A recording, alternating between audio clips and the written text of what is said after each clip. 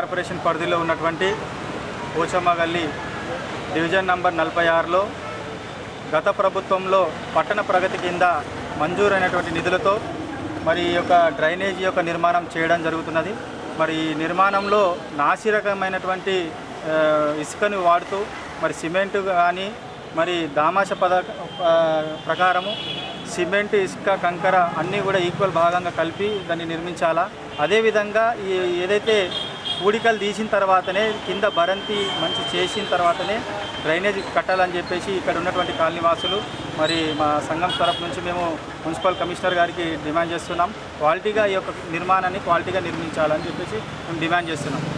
ఎందుకంటే నిజాం ప్రభుత్వం ఆ జమాన్లో ఉన్నటువంటి మోరీలు మరి అప్పుడు ఉన్నటువంటి విశాలమైనటువంటి మోరీలను మరి ఇప్పుడు దగ్గరగా కుదించి మరి సైజులను చిన్న చేసి కడుతున్నారు.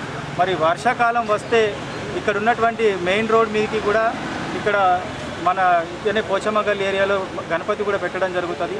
మరి అక్కడ ఈ వర్షాకాలం వస్తే ఈ మోర్లో ఉన్నటువంటి నీళ్లు కూడా రోడ్డుపైకి వచ్చేసి తీవ్ర ఇబ్బంది అవుతుంది. ఇక్కడ సమీపంలోనే పెద్దమ్మ పోచమ్మ తల్లి యొక్క దేవాలయం కూడా ఉంది.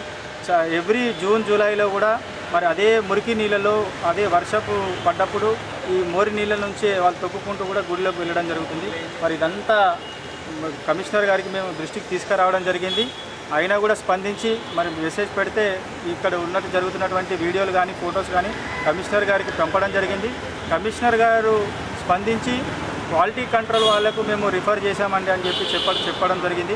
కేవలం చెప్పడమే కాకుండా ఈ యొక్క పనులు దగ్గరుండి మరి ఒక ఇంజనీర్ని ఇక్కడ పెట్టి, ఎందుకంటే మెట్నా ప్రకారం మెట్నా చూసుకొని ఉతారు ఎటున్నదో మరి స్లోప్ ఎటున్నదో చూసుకొని మెట్నా ప్రకారం నిర్మించాల్సినటువంటి ఈ డ్రైనేజ్ని ఇక్కడ మెట్నాకు ఇంజనీర్ లేడు, ఎవరు లేరు. కేవలం కాంట్రాక్టర్ వాళ్ళ అబ్బాయి ఉండేసి నాసిరకమైన పనులు జరుపుతున్నారు. కాబట్టి వెంటనే పనులు ఆపేయాలని చెప్తే ఈరోజు ఆపడం జరిగింది.